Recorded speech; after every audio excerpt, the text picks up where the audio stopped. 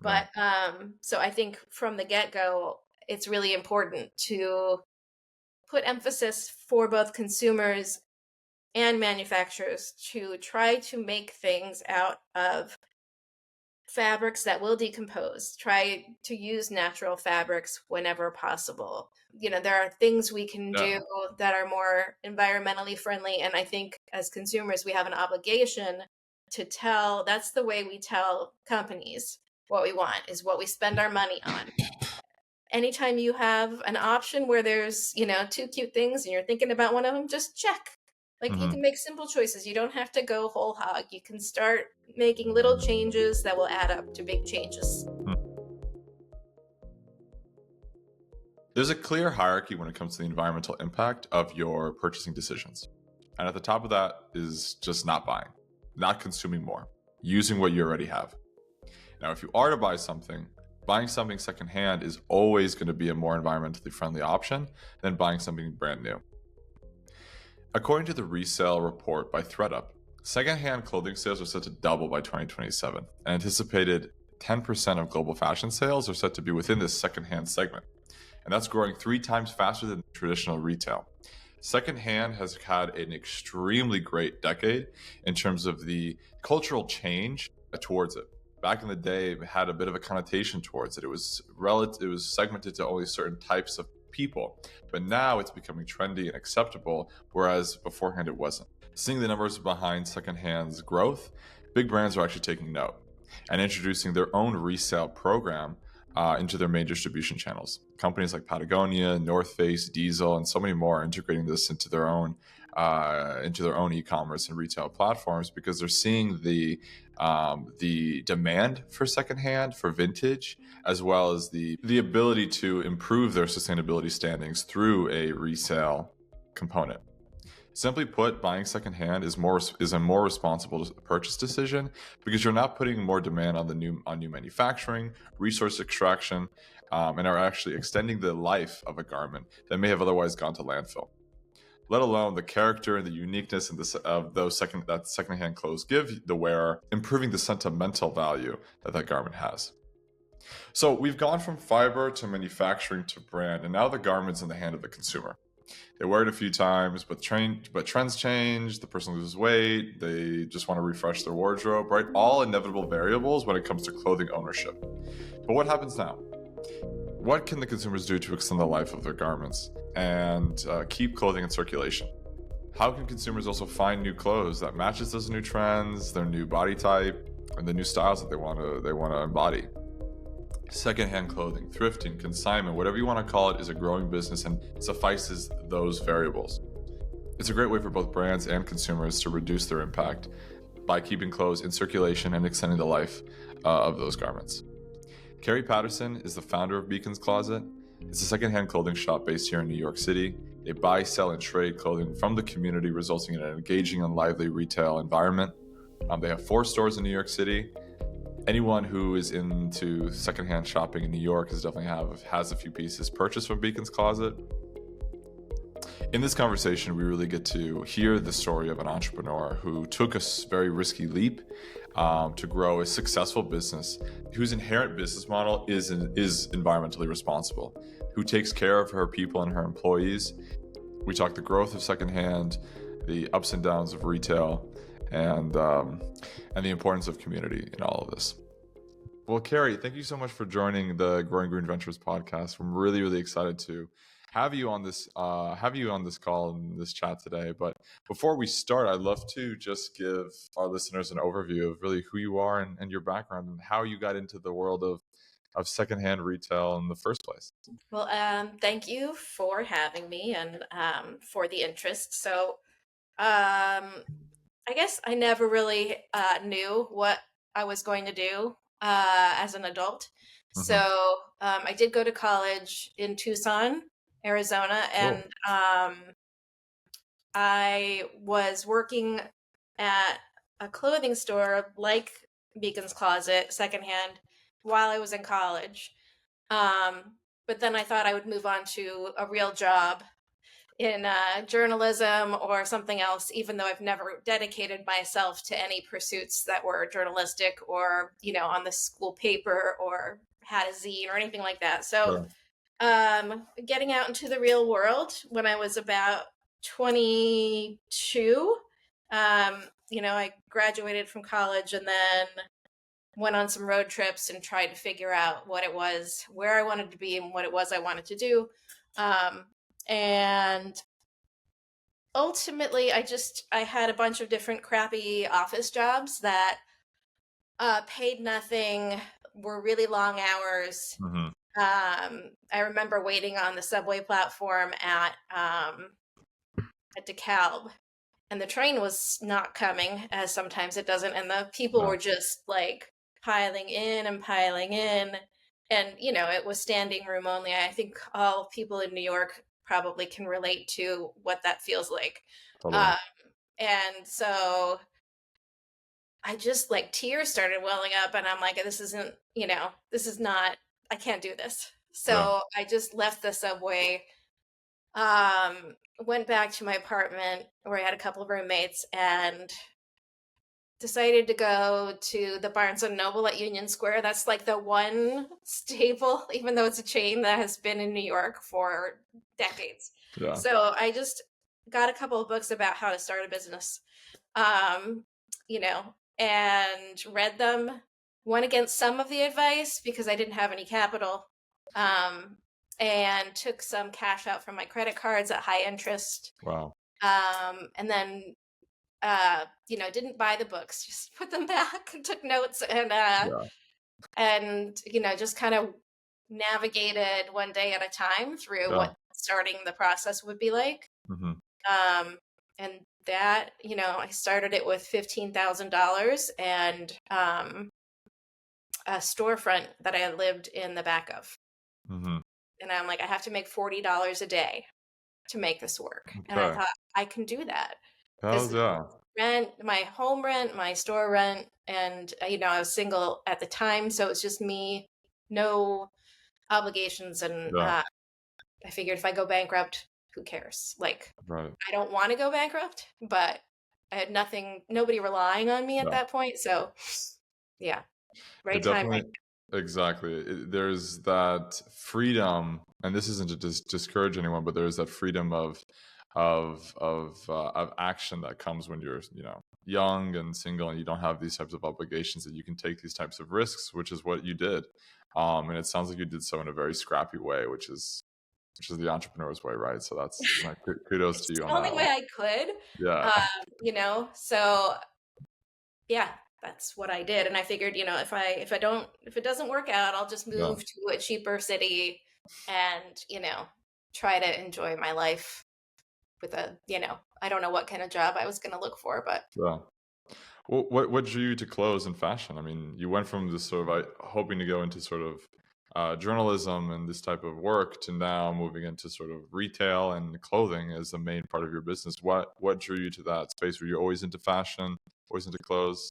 What's yeah, the I story there? mean, I was always into fashion. My friends Hmm. and I, when we were like in seventh grade, would go to this store called Fashion Bug, and it was like very cheap stuff. Yeah, It was probably fast fashion, but that wasn't a term back then. yeah.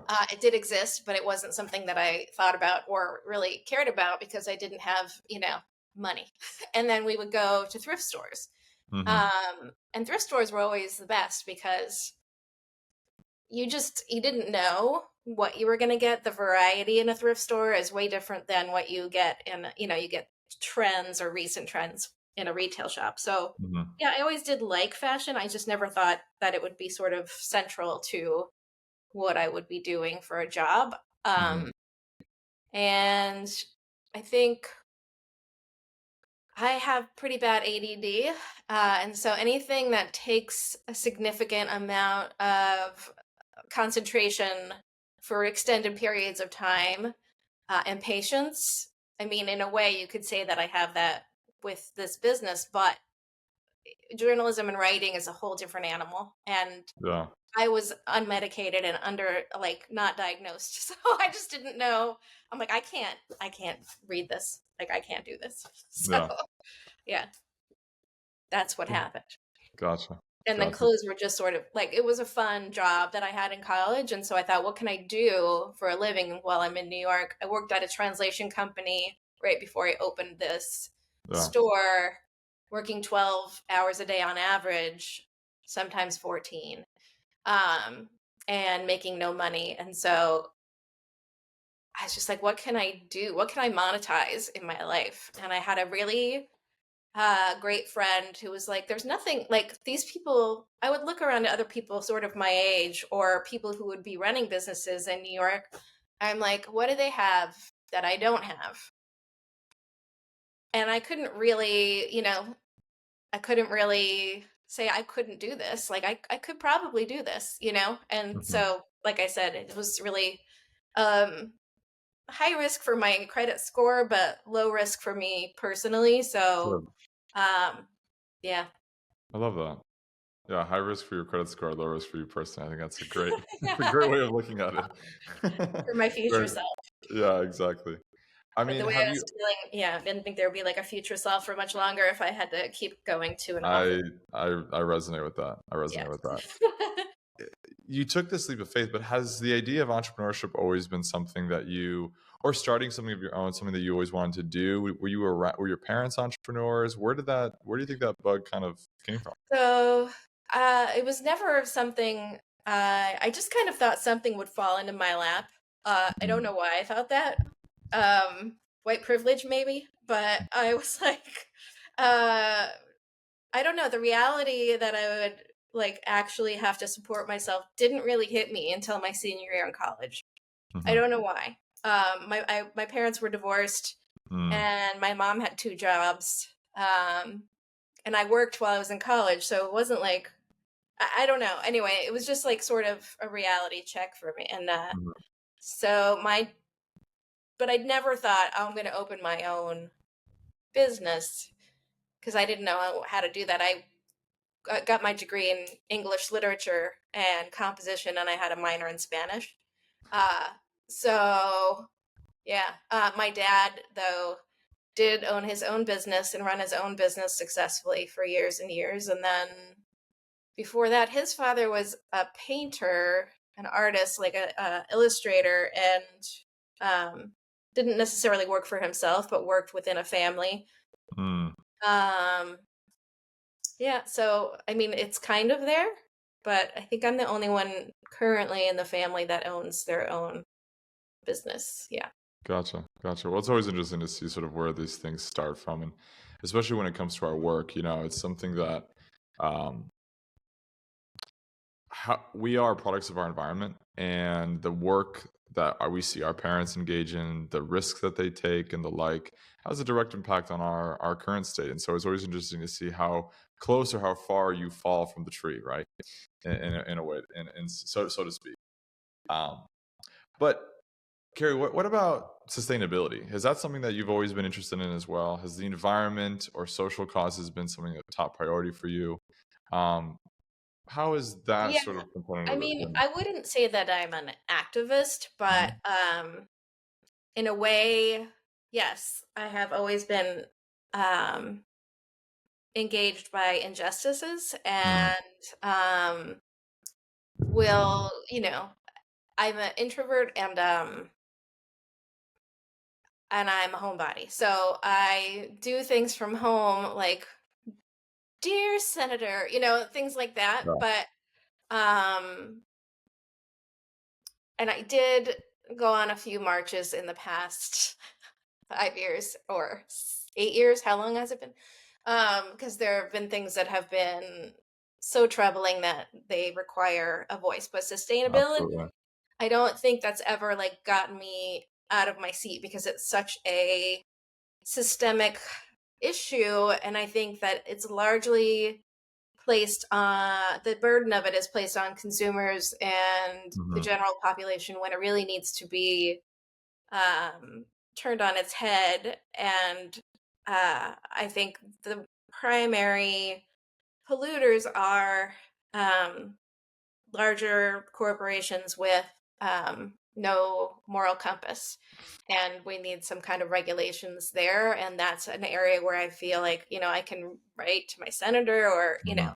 I just don't know in a capitalist system, even if it's late stage capitalism, how that change is going to be made. We see it a Mhm. little bit with electric vehicles, but, I think sustainability is sort of a choice we can make as consumers and doesn't have to be, you don't have to be military, like a militant activist in environmentalism to see two packages at the grocery store with bread in it and be like, okay, there's one wrapped in plastic and there's one like in a paper bag.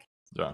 So just making these little choices, like I'm going to go for the one that has a more sustainable, eco-friendly package, or I'm going to go thrift shopping instead of to, Yeah. the Zara or whatever it is. Like you can make these small choices for yourself. And if corporations then pick up on the spending habits, because that's Mhm. what they really listen to, and the demand for products that aren't encased in plastic and a bunch of landfill like on shelves, which is what I see when I go to a drugstore or a toy store. I'm just like, I Yeah. imagine it all in a landfill already.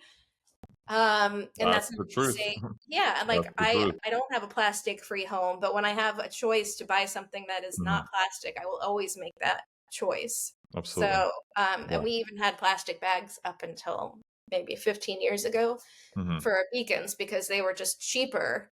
But then I saw a picture on Instagram and it was not meant to be like a shame on cancel beacons closet sort of photo, but it was one of our hot pink paper or plastic bags in a tree in the wintertime, but it was like sailing like a Uh, flag. mhm. And Mhm. I'm like, yeah, we gotta do something about that. Mm. So, I mean, it was just like, it looked pretty, but it was Yeah. not, it's not, it was, Yeah. the message. Symbolic of the larger issue. Yeah, There's a point lot to taken. yeah, there's a lot to take to glean off of what you just said, but I don't want what you create in a consignment secondhand shop. And for those that are listening, and those who may not know New York, the New York sort of secondhand scene, Beacon's Closet is one of the staples in the city, and everyone that's just getting into thrifting or secondhand and all that stuff to the most fashionistas, people who are just like using the sidewalk as a catwalk in the best way possible, all have a story and a connection to Beacon's Closet. I can say that for sure. Oh, Um, that's but very nice. it's very true. It's very, very true. I do, but before going into sort of the business component of this and the sustainability component of your organization and your operations, I just want to go back to the story of how you started this business, because you took this leap of faith. You were sick and tired of your day job, and you knew that this was right for you on a deep core level, and you took a risk and you started this shop and with some friends, and you took out a loan and whatnot. When did you start to think that this is something that you could do for the long run? When did Beacon's Closet become uh Nice. let's say financially viable? And also, if you could share who's Beacon in this, like what's Beacon's Closet about? Sure. Yeah. So to this day, I always think, oh, this is the end. This is the end of Beacons. Like I've never felt that sense of like, okay, we've made it. Like Mm, it's gonna work. I mean, the yeah. first weekend of sales, it was like more money than I had ever made, in my entire life. Yeah. So it was like, it would have taken me a month to earn the money we made in 3 days. And that's just with things that I had thrifted to start with and that things that friends gave me to start with. Nice. Nice. And I remember going to a bar called the Right Bank and watching a band play, and then like recognizing a lot of people that had been in the store. And then people would come into the store and find each other and be like, "Oh, hey," and there weren't that many businesses open at that time, so Mm, it was like you said, like people who are into the thrifting scene, and if Beacon's Closet is part of an anchor of that, like that feels really incredible mm-hmm, um, to me. So, well, at first I was the only employee, mm-hmm, and I was closed a couple of days a week. And so then a friend of mine who I'd met in DC like a year or two before was coming into town. and he started working there like 2 days a week and then living in the back of the store. So I didn't really have to pay him. It was just, like you do 2 days and then I'll do 5 days Yeah. and it will be worth it to be open for those days. So, you know, Hmm. and then I guess, yeah, after the first year, I'm like, okay. I moved out of the store, moved into an apartment above the store. And it was like simultaneously the least amount of work that I had to do in my life, and then also still terrifying because, the rug could get pulled out. But Yeah. again, I waited a long time to have kids. I wasn't sure if I would ever get married. Those weren't things that I subscribed to as a kid and as a teenager. And I think I Hmm. always kept like the teenage idea of myself in the back of my mind. Like, would I be happy with where I am now if I had imagined this life as a teenager? So, Hmm. uh, not that you should always do that, but that's something that sort of I just Yeah. never, after seeing my mom divorced and having been dependent on my dad, Hmm. to which made it more difficult for her to potentially leave an unhappy situation. Hmm. Um, I was like, I never want to be in that position where I have to rely on someone else for my livelihood. So, in a way, you're always relying on someone else because you need someone to appreciate what you're doing and to pay for it. So, Hmm. uh, in the system that we live in. So I guess, I never am sure if it's going to be viable because I don't have a business background, but I know when I have money in the bank and when it's like diminishing, and now I have an accountant who helps me look at stuff. Sure.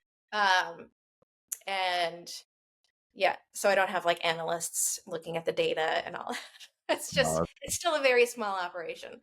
it's a Uh, small operation, but just for a record, how many locations do you have? we have four. 4 locations. And you guys have been in business for 27 years, correct? Yeah, 1996. 27 years. I mean, that's a success right there. That's a success Thank you. right there. Yeah, Honestly, I mean, I most think businesses fail in the first year. More businesses fail within 5 to get past 10 to be almost 3 decades. I mean, that's huge. That's huge. Thank you. Yes, Um, it is and huge, and I will take it. But um, I don't know. Carrie, Like, yeah, oh, sorry. No, go ahead. I know. What? So you started selling items that you'd thrifted, things of your own. Were you always a consignment store? Were you always based off of selling merchandise that you had acquired from other individuals? Or when did this idea of like buy in, trade in component come into Beacons? Okay, so that's not an original idea. That's something that's been around Of course. for a century or Hmm. more. I've seen old photos where there's like a buy sell trade, and mostly like with jewelry and things like that. But Hmm. the store that I worked at in college, it did that. Hmm. So it wasn't like we're not actually a traditional consignment store. We do pay, like, consignment stores generally wait for your item to sell and then give Mm. you the money, and we buy from customers and give them the money the same day if there's no wait. Or they can have store credit the same day. So while you're shopping, you can experience that real time trade and that satisfaction of like, oh, I need rent money. I need to buy some groceries. So I'm going to go sell some clothes. And I think that has always drawn people back in. Hmm. Um, so from the beginning, I mean, I started the way I did because I needed a reason for people to want to shop. And people always have stuff they don't want, like the novelty wears off. Yeah. Or you think you're going to wear something and then you turn out not to wear it, or you get a Hmm. gift that is not your style. There's always with clothes a rotation no matter who you are. Hmm. And the cycle may take a different amount of time from person to person. But Totally. so yeah, it was always that model of just buying other people's stuff. And I feel like that does keep the inventory like a certain level of quality too.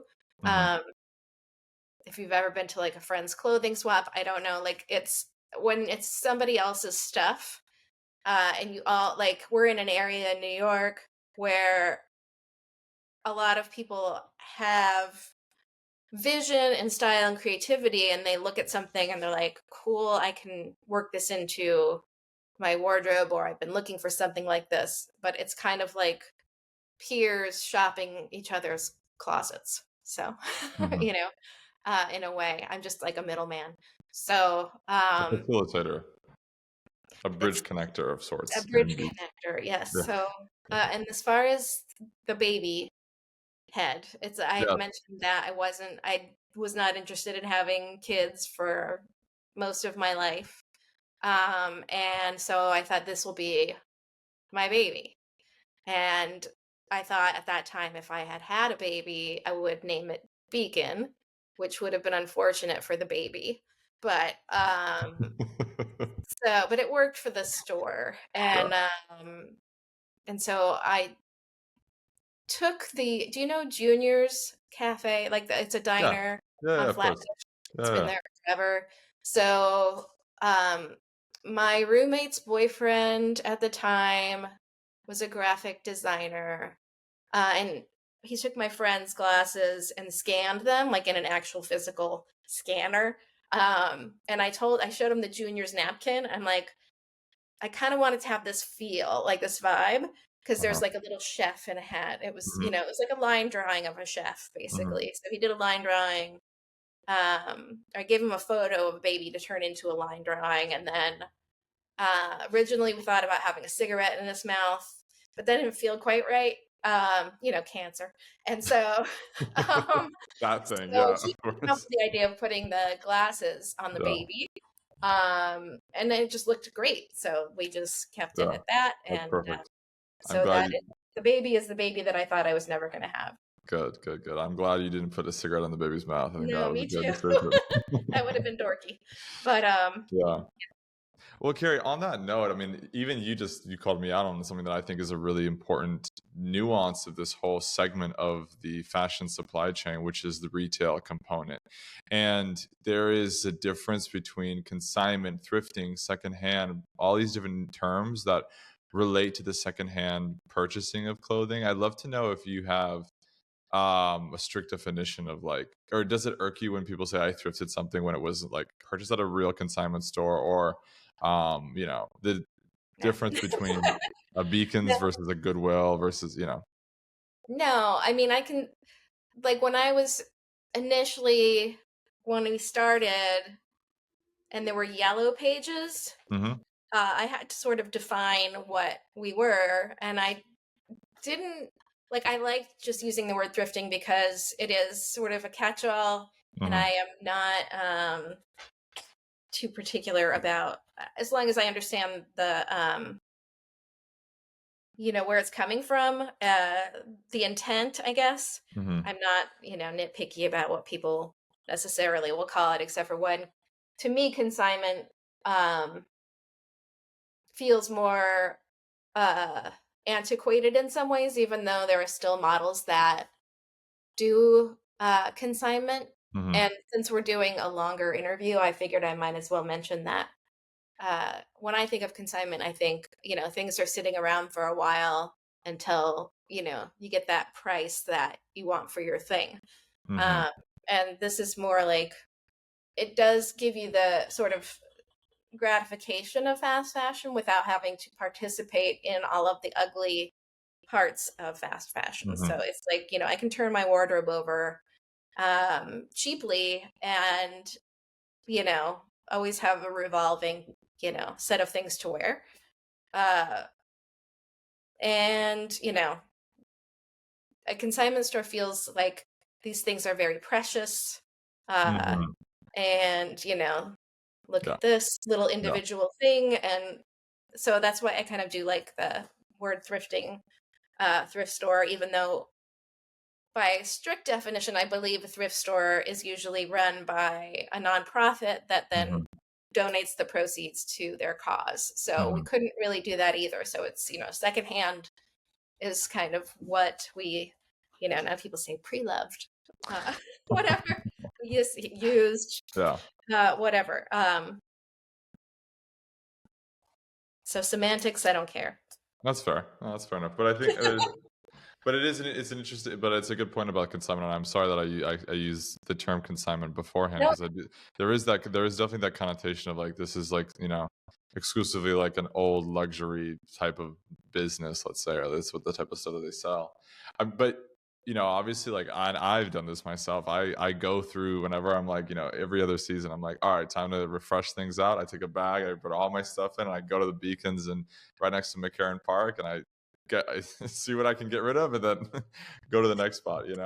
yeah, But I'm curious. I mean, for example, right, if I go to the one in near McCarran Park, all of that inventory was purchased from individuals, correct? yes.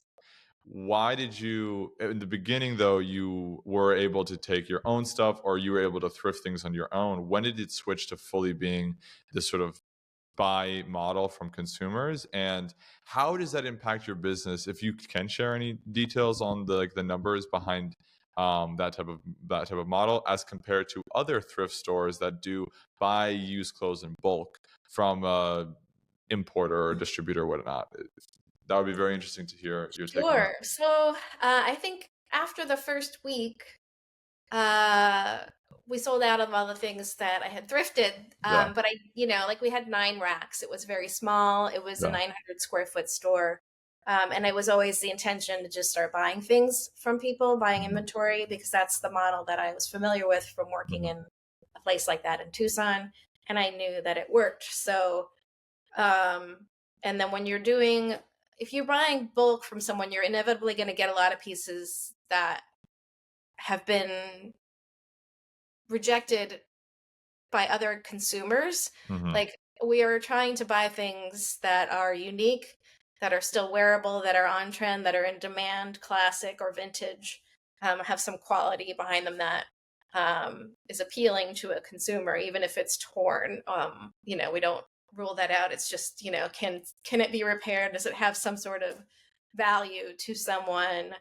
Um, that they would want to purchase it. Like, there's a difference between things in my closet that I even, when I'm getting rid of stuff, I have a donate pile, a sell pile, um, and a garbage pile for like socks that, I could find a recycler, but there are yeah, things that are sellable and things that are not.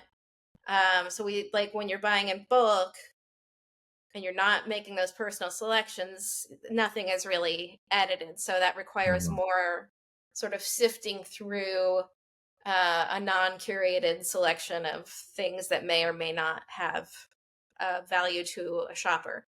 Um, and it is really time consuming to go picking um, throughout the week.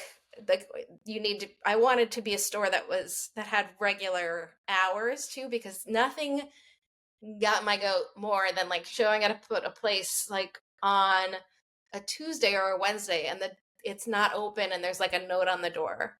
It's like, I don't know where these people are going. Like, we need we need to make a living. We need to be there for the customers. So we're going to be open, uh-huh, at least 8 hours a day, every day. And then that doesn't leave you any time though to go do the picking, which takes forever. And it is, if you want to get things that are going to sell, it's a lot of looking through garbage to find those few yeah, items. So it's very time consuming. mhm, Financially speaking, I think picking can be super valuable. Like, if it's just you and you're going to go sell at the flea market or whatever, you know, that's probably pretty lucrative. But again, it's like, do I want to spend my whole life, for 27 years going through racks and racks of clothes?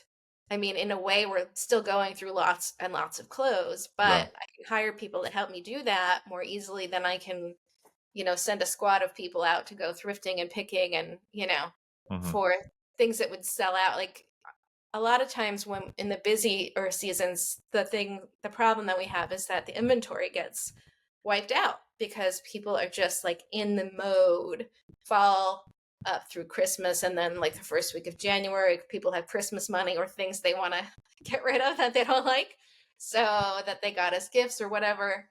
Um, So it is like we get, but we also at the same time have tons and tons of people coming in to sell.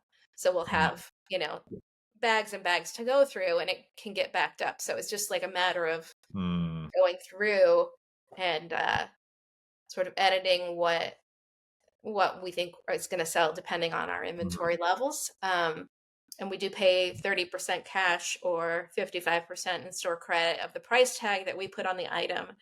And that is also something that I always wanted to be super transparent about. Like instead of being like, we'll see what we'll price that at. We'll see what the yeah. most is that we can get for this, and Mhm, here's your money. But like there's just, this is how much we're going to sell it for, and then this is the amount that you're going to get for it. And mhm, you don't have to take the money if you feel like it's not enough or you want to bring it somewhere else. That's your business, but this is how we operate. mhm. And I hate negotiating. And I hate going to yard sales even where there's not like a sticker on the thing, cuz I don't have that kind of game where I can be like um would you take 5 instead of, I Yeah, don't I don't know. I can't do that. I do get So that. it's just like the price is what it is, and we're not going to discuss it. That's fair Like enough. That's this fair is enough. yeah, this is what we're going to Yeah. offer you. It sounds like it's a pretty efficient model relative to the others, given the time it takes to acquire the product, and of course, getting quality product that actually will move. As you said, you kind of you cycle through inventory. Well, is there ever a scenario where you have just inventory that like just stays for too long, and it's like now you're out of season? What do you do with that stuff? You let it just sit on the shelves and the racks, or do you put it in the back? Do you donate it? What do you do with that inventory? So, for the most part, it gets donated. If there's something we think might have more of a chance because it's a designer or it's a good shape and maybe it was just overpriced or something, we'll keep it out. But generally, what we are the tags, the color of our tags indicate the month that something came in. So the Mm, baby head color is the color like for 1 month, and then we'll mhm, switch the tag colors. And so after 2 months of being on the floor, we look for everything that has, the color we were using 2 months before, and we take those things and we pull the tags off and we donate them, and then we add up like how much merchandise we're donating. And then if there's a coat drive or a fashion show or a group that wants to repurpose the clothes for, we've had charities that have said, we need more business attire for people who are, coming out mhm, of being unhoused and need mhm, jobs. You know, they can't afford to shop. And mhm. sometimes we'll take things that are still on the racks for that purpose. But a lot of times, like we get so many donations also that come from customers on the daily, like that things that we couldn't buy. And they're There's just a like, keep it. closet. Yeah, like we have a closet at the Greenpoint store near McCarran Park that is just every day full of big like 40-pound clear bags of clothes that we couldn't Yeah. sell. So or that we couldn't buy in from customers. So those get picked up by various organizations. Helpsy is the one that is picking up Nice. now, and they Oh, resell the clothes probably yeah. back to us that we couldn't sell some of it. But so they give us some cash for that, Cool. and we take a big chunk of that cash and give it to charities Hmm. that for causes that we support. That's And awesome. all that is listed on our website. Secondhand, let's just say in big parentheses, is a huge industry and growing at rapid rates, much faster than many of the traditional fashion segments. Let's say, fast fashion or luxury or mid contemporary, whatever you may call it. But one thing that's been really trending, let's just say, if that's even the right word, is big brands taking on resale on their own. We're talking Patagonia, we're talking North Face, we're talking a bunch of other brands that actually now have developed their own in-house take back programs, let's say, and Yeah. are reselling their products. Buying secondhand is always more sustainable, less environmentally impactful than buying firsthand across the board. So inherent in your business model, inherent in what you're providing, is a more sustainable option, right? And given that you are operating in a model that is taking clothes in from consumers, and they're buying, and they go in, buy and sell with the same system. It's a circular business model. But I'm curious, Carrie, what do you think of when you see these larger brands starting to take on a take back program or a resale model with in-house? Do you see that as competition? Do you see that as a good thing? What's your 2 cents on that? It's both. Like when it first started happening, there was like a little bit of panic, but also like, you know what, that's great. And I don't Mhm, think it does the same thing as the thing that we're doing. mhm, Because we have like the variety. mhm, Um, and so I find it like, and I have shopped at secondhand for, certain brands just because I really like those brands, like Rachel Comey and Ula Johnson and places like that. mhm, And even Garmentery, which has a bunch of different stuff, has a resale component to it now. mhm, And I am of the mind, for the most part, that the more the merrier. Like, I think it just creates sort of a district, even if it's virtual, a shopping district. And I feel like it's healthier for all of the resale businesses, the more they are. There's one business that I have a beef with because locations right they opened a location right on the same block as our store in Manhattan. I won't name that store, but you can look it up. But they mhm. apparently pay their employees less, so employees were waiting for the store to open, and it kept getting pushed back. And so they would come to us, and we told them how much we paid, and they're like, "Oh, that's like $4 an hour more than what they Jeez. pay." I Anyway, guess. like interesting. But so for the most part, I see it as a healthy thing. I just, Mhm, I try not to step on other people's toes, and if they're intentionally stepping on ours, it kind of hurts. Um, and mhm. that said, like the first time I noticed someone stole from us, I was like, Like a it was business idea or like an individual? like an individual merchandise Yeah. it was just when I was the only employee. It happened very soon on into the process, but it was like both a rite of passage and a disappointment. Like I saw these Yeah. old flip-flops on the top of the rack that were just nasty, Yeah. and I'm like, I did not buy those in. And I'm like, and I sort of like, oh, somebody just tried on a pair of shoes and kept them on, because we didn't have any at that time. We didn't have any like security or anything. Uh-huh. So, Uh-huh. uh, yeah. So but back to the competition thing, it's like it always worries me as somebody whose livelihood depends upon people coming back to us. And now I do have a family, so it's like even scarier. Mhm, But again, it's like I've lived through so much and a lot of challenging times, and I feel like it takes a lot. I have perspective on what is life changing, and now with the mhm, internet, and you can see global events, you're like, okay, well, I will be fine. mhm, Even if I lose everything, I will still be fine. Like I will figure it out. mhm, And that's a luxury. And so I feel very fortunate to have that right now. mhm. Even if all goes to crap, like Yeah, for I'll sure. figure something out. I feel like You I will. will. There's a survival instinct. So Absolutely. Absolutely. No, well said. Well said.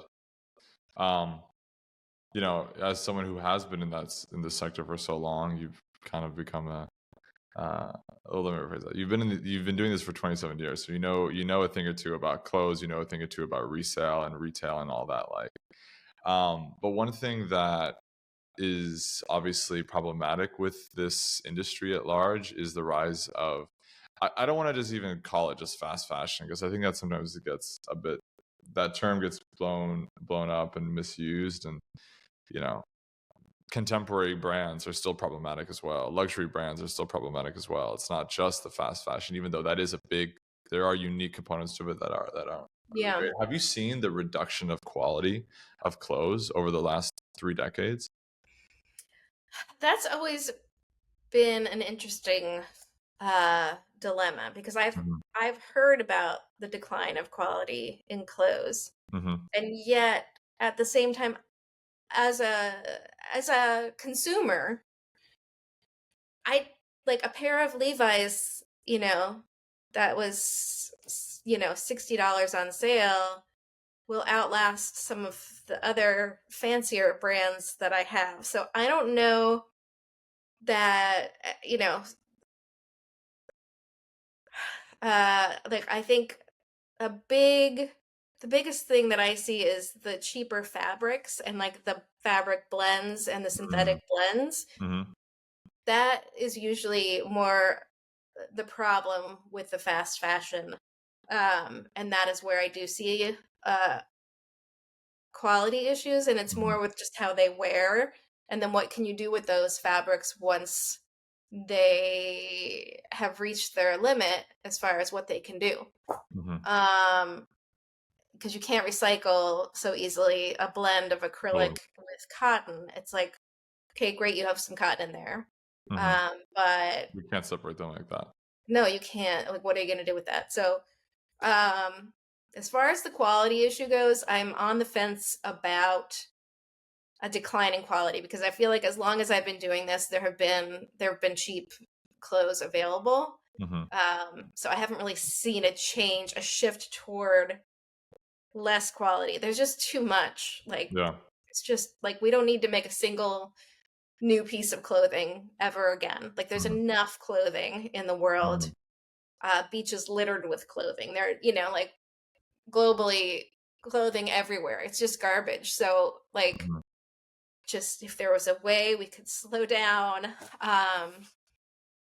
the the trend cycles and what the expectation is for Mm-hmm. people to get the latest thing every season. It's like there's I don't know, I feel like there needs to be a little more individuality in the way people shop and look at trends and figure out what they're spending their money on, like more Mm-hmm. awareness about um what is this purchase I'm making, uh what is the consequence of that. And when you're shopping for stuff, a lot of times your own life is, some people shop to relieve stress or to just feel like they're doing something for themselves. Mm-hmm. And if you don't have a ton of money, it is hard to shop, like, and so Yeah. you're kind of forced into these, like, we've had this conversation at the store. It's like, what are we going to do with like all this H&M stuff that's coming through and they're selling it for 5.99 new?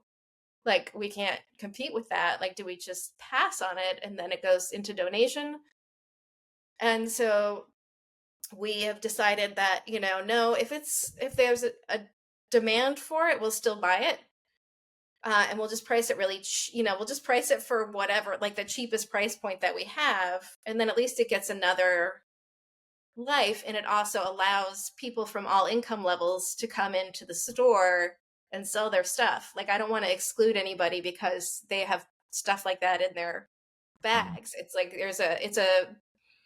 it's a tough, complicated web. um but yeah, fast fashion, I know that's the narrative, is that I think the quality is bad, and definitely the fabric quality is not great. Mm-hmm. um But the machines that we all use now to make and manufacture are pretty good. So, like, I feel like there's, for some people, you'll see a 20-year-old Old Navy shirt, someone who clearly just thrifted it and it's doing fine. Like, Mm-hmm.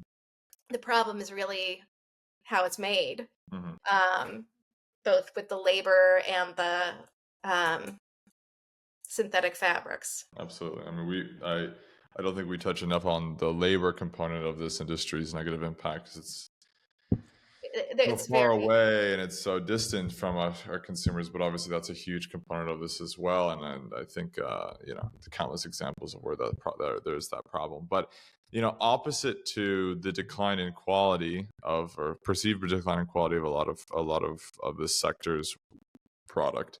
There's also been a change for the right, for the good, for the good, which is the change in perception towards secondhand overall. And I'm curious to know if how has it impacted you, and how have you must have seen firsthand the change, the the change in perception on secondhand. The type of consumer in 2022 who's going to go into Brooklyn to go secondhand shopping is not the same person that's going to go into that same Greenpoint location and now buy secondhand clothes. It's the same, but there's a lot more different types of consumers that are doing that. Can you speak to what you've seen in firsthand? Um, yes. There, I agree with you. Like, there was, I would say, until like the 20 teens, Hmm. that sort of a larger segment that was like, ew, no way someone else wore that. And I do think that social media has probably played the biggest role in changing the perception of what a thrift store is, what it means to go secondhand shopping, Hmm. the kind of stuff you can get, and do you really care if someone else's foot has been in that shoe? Like, it's a cool shoe. Like, I don't know. So I think because of, like, you find people you admire or respect or you like their style, and you find out, okay, they are not just shopping at, these stores that are chains or selling the latest commodity for like way too cheap. It's like, okay, I could see myself doing that because you see it in other people that you relate to. So I think that is, one of the good things about social media that Hmm. has happened. Hmm.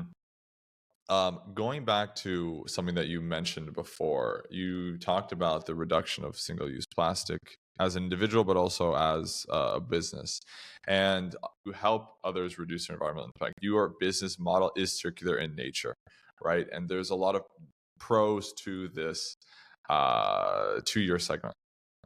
But I'd love to understand, regardless, you still have a footprint, you still have four operations, you still have, overhead and things of that nature. What are you doing as a store to reduce your environmental impact? Yeah, that's a good question. So I don't know, about 10 years ago, we Hmm. decided no more plastic hangers and transitioned over to wood at most of the stores. I think there might be one store that's still using plastic, but the other stores are all using wood because the plastic would just snap, and then you're getting a Yeah. whole new set of hangers that is, first generation plastic. So Hmm. there's that. But in general, like with our overhead, our electricity, um, we don't own any of the buildings that we are in. We Hmm. rent. So there's a component of that that is controlled by the landlord. But lighting, LED. Uh, we do use air conditioning because customers don't like shopping in a sweaty, hot, or Hmm. cold store, and we have employees there that we need to keep comfortable and healthy. So, I mean, in general, our we don't have a big waste issue just on a daily basis. Any paper we buy, we try to find the recycled version of that. Hmm. And like, honestly, it's lunches. We encourage people to bring their own water bottles. We got some reusable water bottles a while ago that had our little logo on them, and gave those out for a while. But then people had a hard time determining which one was theirs. Anyway, so there's really, I mean, if we owned the buildings, Hmm. there would be like two that we could put, a green roof on, um, because there's nothing above them. Hmm. But we don't own the buildings, and I don't foresee being able to own the buildings just because of the cost would be prohibitive. Sure. But we do everything we can to minimize what kind of waste we're producing. And it's usually just like receipt paper. Um, Gotcha. Even our time cards have gone electronic. Uh, there's not much waste, honestly. Yeah. I can sleep at night. Um, Yeah. and we all have to make a living. We employ about 100 people across all four stores. Hmm. Um, and with our full timers, we do provide health insurance, um, like 85%, I believe, is what we pay. Uh, that's not really sustainability, I guess, but it's we're trying to create an environment that is sustainable in more ways Mhm. than one. So Absolutely. we It's not have just some, the environment, it's also about social and it's about the people as yeah. well. As you said, Carrie, So you pay more than the competition. Maybe I'll cut that out. Who knows? so Yeah. we try to do right by Yeah. everyone. But we're human and we make Mhm. mistakes and we have, Of course. we have our own set Of of course. failures. Um, so yeah, I mean, That's we do no, have, control what you can control, and that's the most important thing. And it sounds like you're doing that. And again, like that, these sort of uh, operations are great. Switching, reducing plastic, and encouraging reuse and in-house and things of that nature. But your inherent business model is the most important component to it. You're not selling new merchandise that was cheaply made and transported across the world. You're selling products that came from around the block, right? People's closet that otherwise would have either gone to landfill within a short period of time, even if it went through the traditional donation cycle and funnel, let's say. But you're enabling an extended use of the product that obviously extends its physical life as well as hopefully the sentimental life, which is almost sometimes more important when it comes to clothes. We forget that. We think about like the end of use, but transparently, like besides a few things, most clothes that I'm done with are still very much full of life. They're still very usable, and yeah, it's small tweaks that maybe need to happen. A button fell off. There's a small hole. Whatever. The jeans have a little bit of a rip in some side of it, but those are small things that we can um, really address easily. But it's more like I'm tired of this product.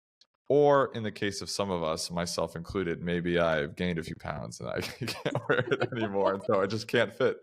But nevertheless, that's here and there. yeah, But I to think that point, though, I mean, again, you do sit in this unique position because you're both you are like in between consumers. You really play in that space, but at the same time, as a retailer that is selling clothing that is influenced by the macro trends out there that are out of your control, what would you like to see the players before you in the value chain do differently to reduce their environmental impact, so that when clothes come to you guys, they already have a more better sustainability profile, let's say, whether that be other retailers, whether that be brands, whether it be manufacturers and the like. What can you say about that side of the equation? And then you engage with consumers on the daily, right? People, fashion people, normal people, whatever the case may be, they're buying from you. That is more sustainable. That's great. But there are other ways that people can reduce their environmental impact when it comes to clothes. And I'd love to understand what you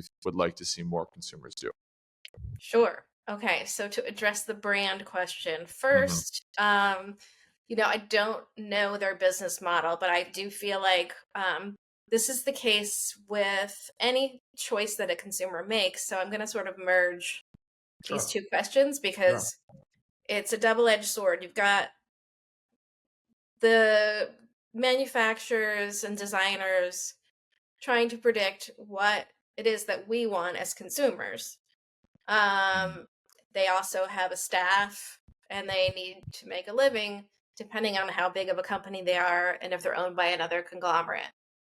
Speaking to the brands that have a huge conglomerate and have, nationwide, if not global, uh, distribution, those companies I feel like have the most responsibility as far as not only using recycled fabric, because I do feel like when you do that, and I have some recycled plastic furniture, it's like once it's in that form, it's never going anywhere else.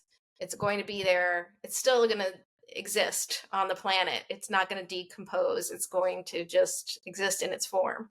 Mhm. For thousands of years, my little plastic recycled bench will be, a fixture on the earth. Yeah. But so I think from the get go, it's really important to put emphasis for both consumers and manufacturers to try to make things out of fabrics that will decompose. Try to use natural fabrics whenever possible. Um, and, to my vegan friends, I would say let's go with canvas or waxed canvas rather than pleather. There are things we can Yeah. do that are more environmentally friendly. And I think as consumers, we have an obligation to tell, that's the way we tell companies what we want, is what we spend our money on. So we need to just look at the tag for a second and be like, okay, I understand I'm shopping because, I'm not thinking about anything else. I just want to shop. I want to look cute. I'm going out tonight. I want to forget about the world's problems. I'm Yeah. going to shop. If you're thrifting, buy whatever the hell you want. But if you're buying something new, look at the tag. Is it sustainable? Is it not? And if everybody did that even a little bit and brands noticed, okay, these things aren't selling, even though they're cute. Why is that? It's because, consumers have woken up and decided like they're not going to take this bullshit anymore. So, it's like do what you can. Mm-hmm.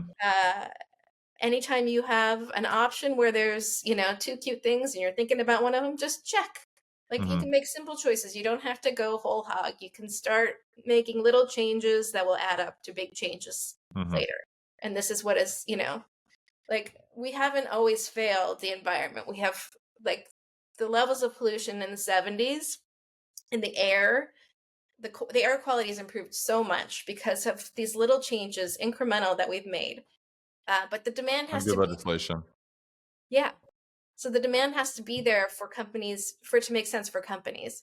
And it's the same thing when I'm going to get political for a second, but if you click on anything that elevates a person, or if you as a consumer make that decision to engage, you are elevating that platform or that person.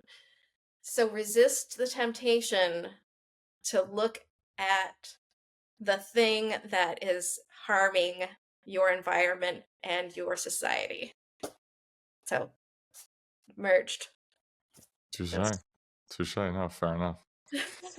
Carrie, last question for you. What does success look like for you, both on a personal and professional component in the next 5 to 10 years? That's a broad question. I'll try to just make it as simple as possible. Is that the stores go to my existing partners and I get to retire fully and start working on some nonprofit work that I'm trying to do related to living for people with disabilities. That's it. I just want the store to keep going indefinitely, and for it to be passed on. I have all of my partners used to work as managers in Beacon's Closet, and I feel like that's, I don't expect to expand to multiple locations or across the country. I like to keep it tight and small, and it's working for us, and not everybody has to go public with their stock. I'm comfortable, happy. Same is true for my employees and my partners. Well, I can't say all of my employees are happy, but my partners, it's like we have our challenges, but for the most part, we've all worked at places that just absolutely suck.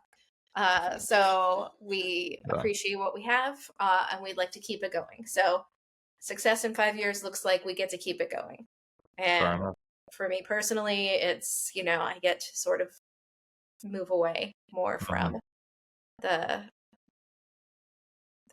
my partners already do a good job of helping me with the logistics and the operations of everything, including employee relationships and bills and all that. So I've been very fortunate. And I'd just like to keep it that way. Right on. Well, Carrie, I want to acknowledge you for what you do. And again, on many fronts, on a personal level, it sounds like you really just care about your people and your community that you created through Beacon's Closet. And that's a blessing for everyone involved. What you've created is a real staple in the New York City scene. And that is obviously a purveyor of happiness in a way. I think we all, can come away with like this. Oh, dude, I just got this crazy good find, man, at Beacons. It's like that gives a lot of joy to a lot of people. I know I felt that myself, and at the same time, and I think to now I want to say most importantly, but you are perpetuating and have been for some time before it was even cool. A business model that the world really needs, and we need to be doing more of this. We need to be buying more secondhand, and we need to be providing people and citizens more opportunities to make the easier choice be the more sustainable choice, which is what you're doing Yeah, thank through your you. business Yeah, we're model. living in a time where there are choices, so let's make the right ones.